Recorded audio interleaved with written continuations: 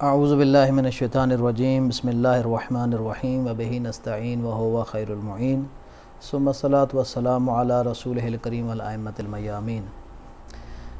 हमारा साबका कलाम का तसलसल जारी है कि जो इस उन्वान के तहत है कि मुसलमानों के दरमियान मशहूर और मारूफ़ नज़रिया अस्सहाबतु कुल्लुहुम उदूल, आया ये कुल्लिया कुरान और अहादीस से भी साबित है या कुरान और अहादीस से मुतसादिम है।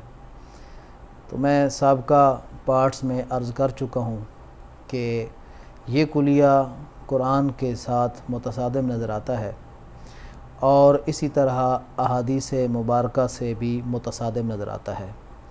तो इस तसादुम को साबित करने के लिए हम कुतुब अहादीस सही बुखारी और सही मुस्लिम से अहादीस को बयान करने का सिलसिला जारी किए हुए हैं। तो आज इस सिलसिले का पार्ट 3 आपकी खिदमत में पेश करने जा रहे हैं। चुनाचे उन अहादीस में से वो अहादीस के जो इस कुलिये को तोड़ती हैं, इस कुलिये की रद्द करती हैं, उन अहादीस में से बाज़ अहादीस वो हैं जो जिसमें रिसालत मआब सल्लल्लाहु अलैहि व आलिहि वसल्लम ने अपने असहाब को सख्ती के साथ, शिद्दत के साथ क़त्ल व क़िताल से मना फरमाया है और इस पर सख्त वईद फरमाई है। चुनाचे किताब मुसन्नफ़ इब्ने अबी शैबा में, जिसकी जिल्द नंबर 7 और हदीस नंबर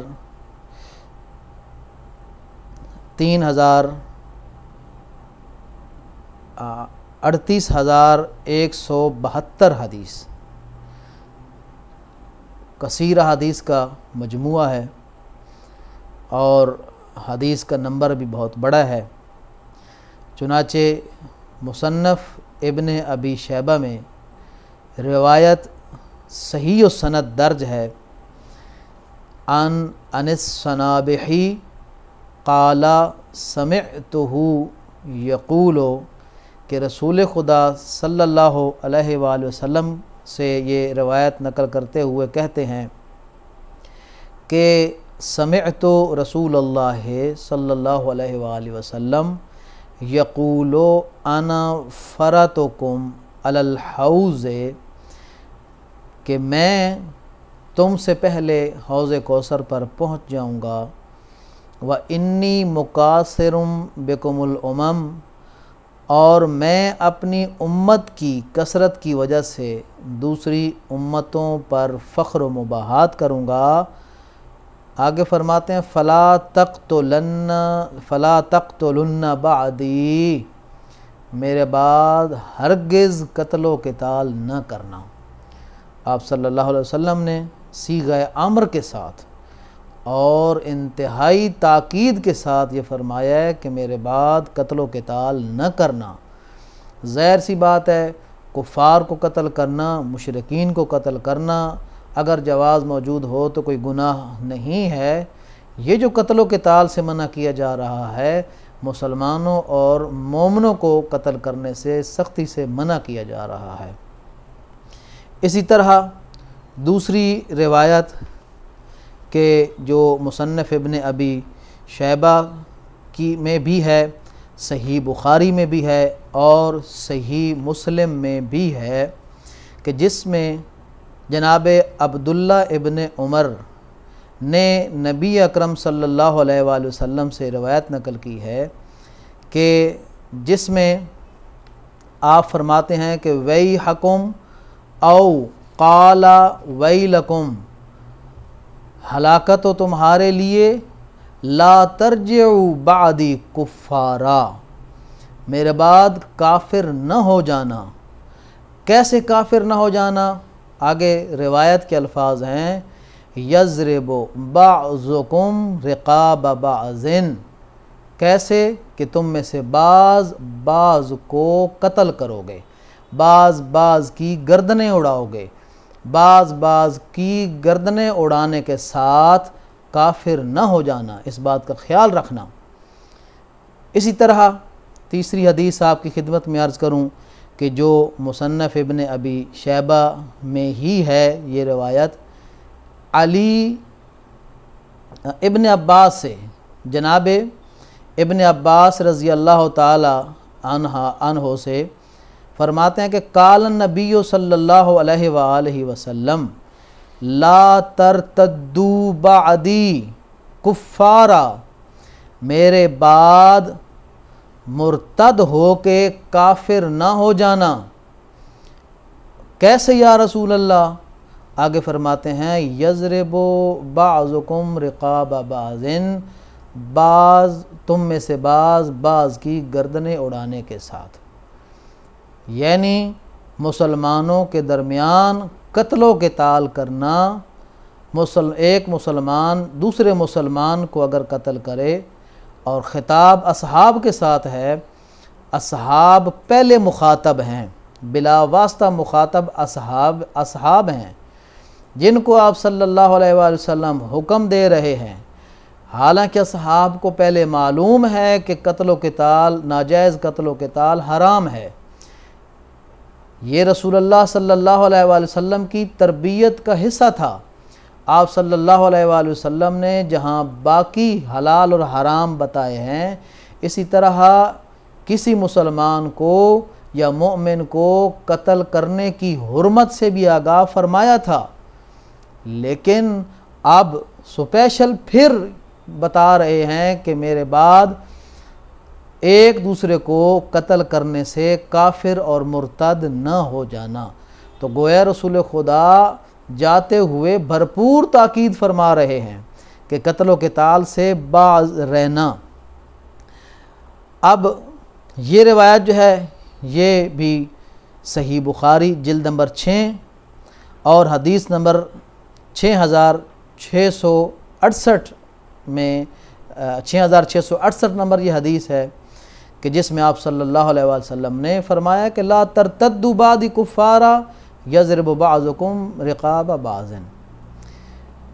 अब इन रवायात को अगर आप सामने रखें कि जिसमें आप सल्लल्लाहु अलैहि वसल्लम मुसलमानों के कत्लो क़िताल से मना फरमा रहे हैं और इस कत्लो क़िताल को इर्तिदाद और कुफ्र का सबब करार दे रहे हैं, यानी बिला वजह किसी मोमिन को या मुसलमान को कत्ल करना कुफ्र और इर्तिदाद है।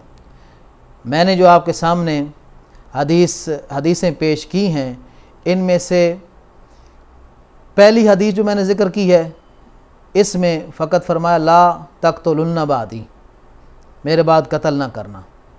दूसरी हदीस में फरमाया कि ला तरजिउ बादी कुफ़ारा, काफिर ना हो जाना कत्ल करने से। और तीसरी हदीस मैंने जो आपकी खिदमत पेश की, इसमें दोनों लफ्ज़ हैं, मुर्तद भी ना हो जाना और काफिर, कुफ़ार का लफ्ज़ भी है। तो सही बुखारी, सही मुस्लिम और मुसन्नफ़ इब्न अबी शैबा की बयान करदा रवायात में सरीह अल्फाज हैं कि मुसलमानों के दरमियान कत्ल क़िताल और इंतशार करना किसी किस्म के कुफ्र और इर्तिदाद से कम नहीं है। तो अब आप देखें, क्या रसूलुल्लाह सल्लल्लाहु अलैहि वसल्लम के बाद मुसलमानों के दरमियान, असहाब के दरमियान क्या कत्ल क़िताल हुआ था या नहीं? ख़ास तौर पर जो जंगे जमल, जंगे नहरवान, जंगे सिफ़ीन थे, क्या ये तीनों जंगें मुसलमानों के दरमियान नहीं हुई थीं? क्या इन तीनों जंगों में शमूलियत करने वाले असहाब नहीं थे? यकीनन तरफ़ैन की जानिब से, खा वो जंग हज़रत आयशा, यानी वो लश्कर जो है हज़रत आयशा की सरपरस्ती में हो, खा वो हज़रत अली की सरपरस्ती में हो, खा वो लश्कर अमीर शाम की सरपरस्ती में हो, और उनको लीड करने वाले खा तलहा और ज़ुबैर क्यों ना हों, जो भी कत्लो क़िताल हुआ है, जो भी जंगें हुई हैं, क्या इसमें रसूलुल्लाह के हुक्म के ख़िलाफ़ कत्लो क़िताल नहीं हुआ? क्या इस तारीख़ को छुपाया जा सकता है? क्या इन अहादीस को मिटाया जा सकता है? नहीं मिटाया जा सकता। तो कत्लो क़िताल तो साबित है। अब ये अलहदा बात है कि कौन सा फ़िरका हक़ पर था, मौलाए मुत्तकियान अली इब्न अबी तालिब का फ़िरका या गिरोह हक़ पर था, या मद्दे मुकाबिल गिरोह हक़ पर थे। हम ये फ़ैसला अब नहीं करना चाहते, ये फ़ैसला हम अपने सामीन पर छोड़ते हैं। तो ये एक अलहदा उन्वान है कि हक़ पर कौन था। साबित ये होता है कि असहाब के दरमियान कत्लो क़िताल हुआ था, वो कत्लो क़िताल जिससे सही मुस्लिम सही बुखारी की रिवायत के मुताबिक रसूल खुदा ने मना फरमाया था, वो कत्लो क़िताल के जो कत्ल करने वालों के इर्तिदाद और कुफ्र का मूजिब है। और मेरी मालूमात के मुताबिक मौलाए मुत्तकियान अली इब्न अबी तालिब के हक़ पर होने में किसी मुसलमान ने इख्तलाफ नहीं किया, किसी मुसलमान ने इख्तलाफ नहीं किया। अली अलैहिस्सलाम के मुकाबिल में जो गिरोह थे उसको मुसलमानों ने ख़ताए इज्तिहादी करार दिया। अगर ख़ताए इज्तिहादी साबित है तो ये आपका मज़हब है, आपको मुबारक हो और आपको इस पर अमल करना चाहिए। और दूसरे किसी मुसलमान को हक़ नहीं बनता कि आपका नज़रिया आपसे छीन ले और आपसे जबरन अपना नज़रिया मनवाए। लिहाजा ये अलहदा अनामीन है, लेकिन जो बात साबित करने की है वो यही है कि रसूल खुदा ने कत्लो क़िताल से मना फरमाया था और असहाब किबार के दरमियान कत्लो क़िताल हुआ था। अब जब ये कत्लो क़िताल हुआ था और रसूल खुदा ने फरमाया था कि काफिर न हो जाना, अब अगर हम इस लफ्ज़ काफिर को ज़ाहिरी माने पर हामल करते हुए हकीकी काफिर करार दें, या हम यहाँ इस लफ्ज़ के इस्तेमाल को इस्तेमाली मजाजी करार दें, हर दो सूरतों में ये वाज़ेह होता है कि ये अदालत के ख़िलाफ़ है। ये काम जिसने किया जैसे किया, कौन हक़ पर था कौन बातिल पर था, लेकिन ये काम कम अज़ कम रसूलुल्लाह की नस के ख़िलाफ़ है। अब ज़ाहिर सी बात है, जो हक़ पर था उसने तो उस नस की खिलाफ वर्जी नहीं की, जो ना हक़ था दर हकीकत उसने इस नस की खिलाफ वर्जी की। तो जो नस की खिलाफ वर्जी करने वाला है, अब उसको आप काफिर हकीकी कहें या आप काफिर मजाजी कहें, कम अज़ कम जो हद मुश्तरक इसमें से निकलती है वो ये है कि ऐसे लोग आदिल नहीं रहते। इसी तरह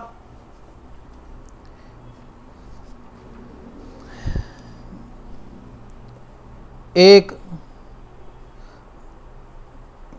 मुख्तलिफ उन्वान के जिसमें असहाब के एक और वस्फ़ को बयान किया गया, एक और सिफ़त को बयान किया गया कि जिसमें उनकी रसूल खुदा के अवामिर और अल्लाह ताला के अवामिर की मुखालफत को बयान किया गया है।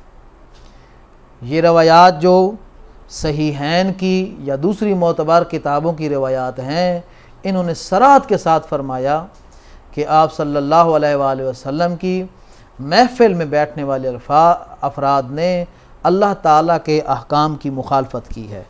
चुनाचे हमज़ा इब्ने अब्दुल्लाह इब्ने उमर किताब अल मुस्तदरक अल सहीहैन है, और ये जो मुस्तदरक अल सहीहैन है यानी सही बुखारी और सही मुस्लिम, इसकी ये रिवायत सही सनद भी है, और ये वाली रिवायत इमाम बुखारी और इमाम मुस्लिम की शराइत पर पूरा उतरती है। इसलिए अगर मैं ये कहूँ कि ये सहीहैन की रिवायत है इस कायदे की बुनियाद पर तो बेजा ना होगा। चुनाचे हमज़ा इब्ने अब्दुल्लाह बिन उमर ये रावी हैं, कहते हैं कि अन्नहु बय्यना हुवा जालिसुन मा अब्दुल्लाह इब्ने उमर जाआ रजुलन मिन अहलिल इराक़ क़ाला फ़क़ाला या अबा अब्दुर्रहमान अन्नी वल्लाहि लक़द ख़रजतु अन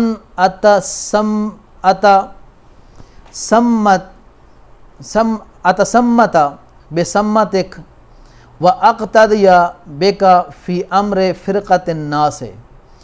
कहते हैं कि अहल इराक़ में से एक फ़र्द, एक शख्स आया और मैं बैठा था जनाब अब्दुल्ला इब्न उमर के पास।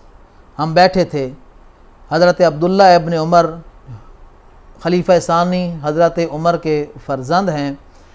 कहते हैं कि मैं उनके पास बैठा था तो अहले इराक़ में से एक शख्स आता है और हज़रत अब्दुल्ला इब्न उमर को ख़िताब करके ये कहता है कि ए अबू अब्दुर्रहमान, खुदा की कसम मैं घर से निकला हूँ। क्यों? ताकि ये जो फ़िरक़तुन नास है, लोगों के दरमियान जो इफ्तराक और इंतशार है, इस मसले में मैं आपके तरीक़े की इत्तिबा करना चाहता हूँ और आपकी इक्तिदा करना चाहता हूँ। आपके पास आया हूँ, आप मेरे इस मसले का हल पेश करें। व अअतज़िल शर्रा मस्तताअतु, और अपनी कुव्वत के मुताबिक मैं इस शर से दूरी इख्तियार करना चाहता हूँ। व अन अक़रा आयता मिन किताबिल्लाहि मुहकमतन क़द अख़ज़त बिक़ल्बी फ़अख़बिरनी अनहा। मैंने एक आयत पढ़ी है, उसने मुझे मुश्किल में का शिकार कर दिया है, उसने मेरे दिल पे असर छोड़ा है, उसके बारे में मुझे जवाब दें। अरअयता क़ौलल्लाहि तआला, आगे वो अहले इराक़ वाला कहता है कि क्या आपने अल्लाह ताला के इस कौल का मुताला किया है, तिलावत की है? कौन सा?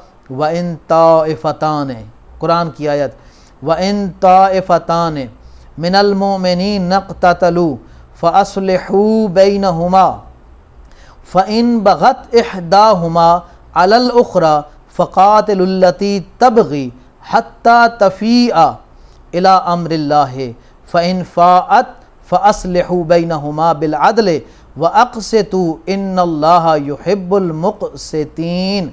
यानी खुदा फरमाता है कि अगर मोमिनीन के दो गिरोह आपस में लड़ पड़ते हैं, कत्लो के ताल पर आ जाते हैं, तो फिर ज़रूरी है कि उनके दरमियान सुलह कराई जाए।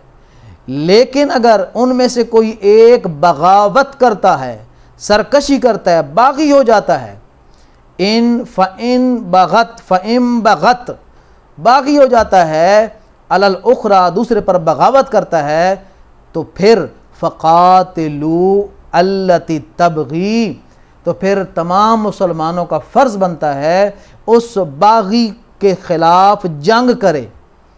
हत्ता तफ़ीअ इला अम्रिल्लाहि, यहाँ तक कि वो अम्र खुदाबंदी की तरफ पलट आए।